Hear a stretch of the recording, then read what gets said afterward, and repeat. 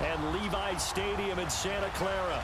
Ahead, we'll decide the second entrant to next week's NFC title game as we've got a great one in store between the Seattle Seahawks and the San Francisco 49ers.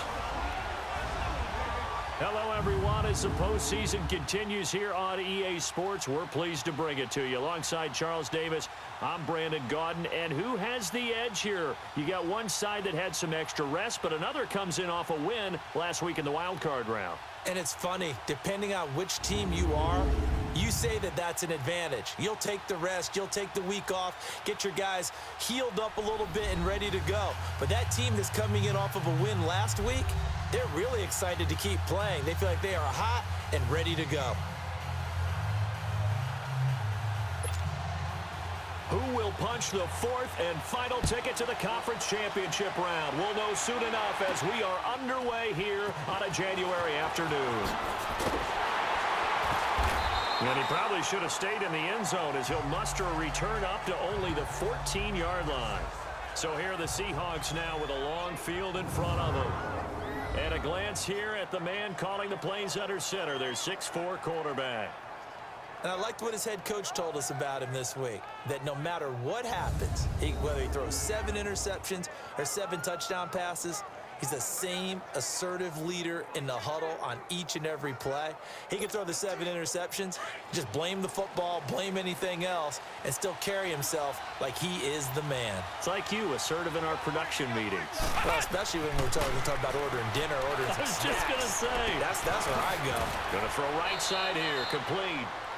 No gain there on the completion, 2nd and 10. And this O-line, it is the lifeblood of the offense. They establish the tone. Mean, nasty, physical. They can't wait to get after people. That allows the rest of the offense to feel confident. Had the completed pass, but for no gain, stopped right at the line, so it's 2nd and 10.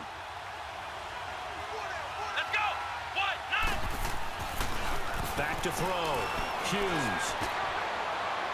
And he overshot him there. It's out of bounds, incomplete. A look now at the starters on this 49er defense. They were very strong in that victory from a week ago. I was so proud of you in our meeting with the defensive coordinator because you asked the question that set him off. And all you said was, so what improvement do you need to see this week, Coach? And boy, he got fired up, didn't he?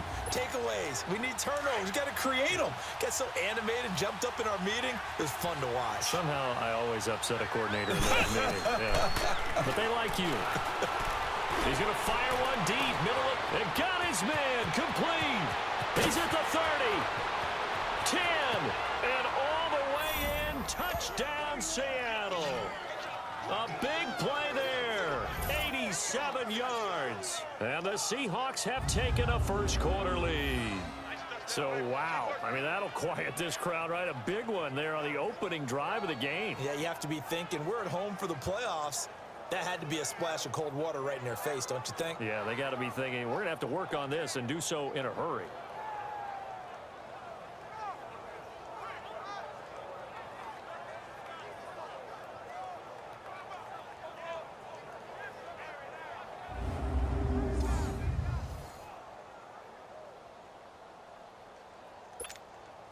Now the extra point try forthcoming.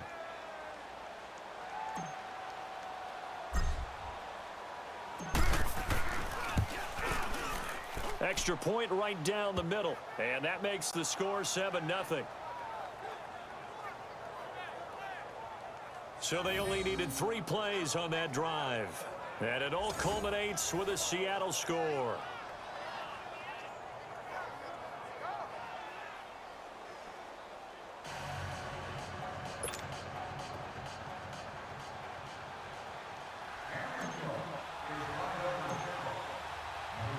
The kickoff unit is out on the field, and they will send this one away.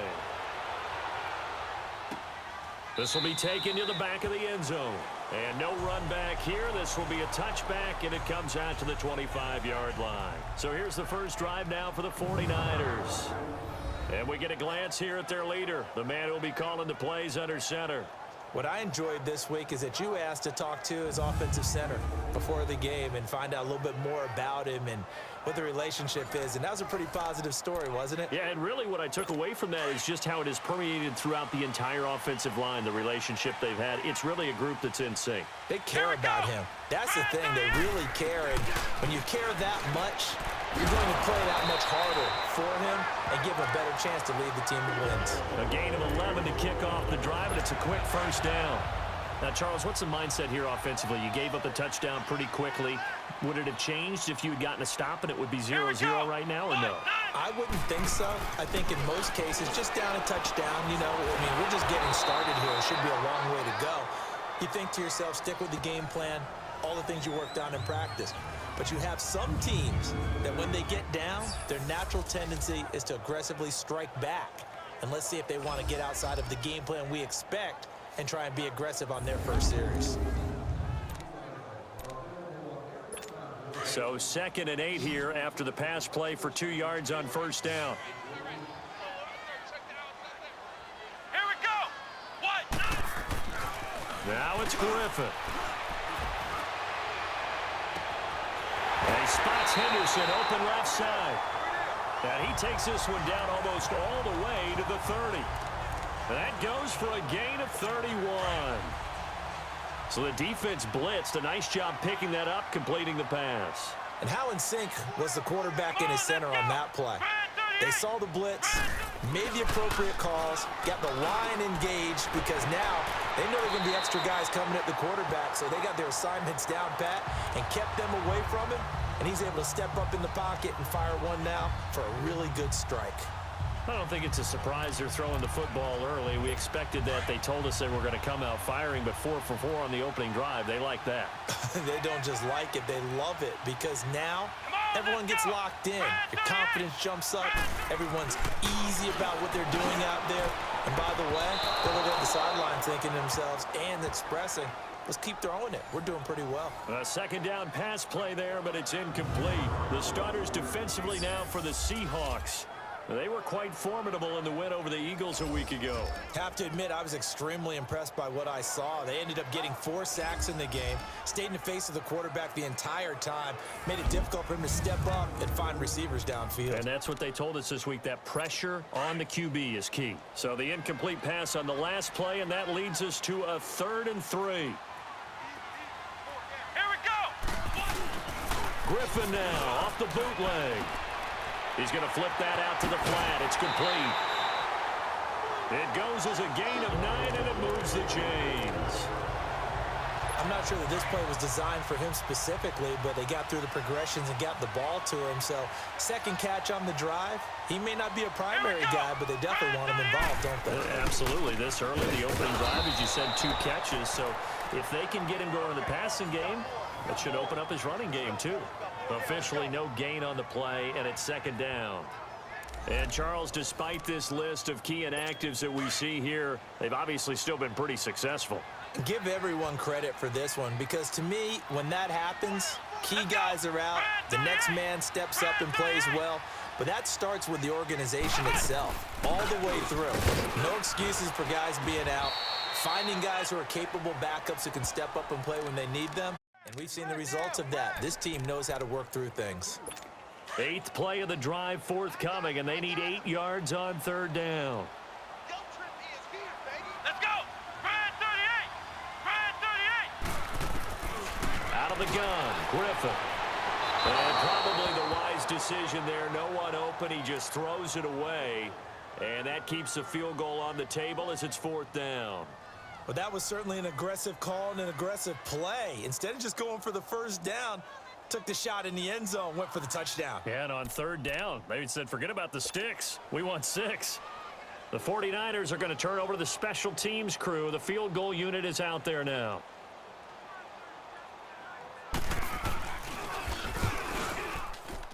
And the 10-year vet knocks it through the goalpost. And they are on the board, but still trailing. It's 7-3. So, yes, it's only 3, but at least they're able to answer back after giving up the touchdown to start the game. Yeah, I like the observation there, because getting some points on the board, very positive for them.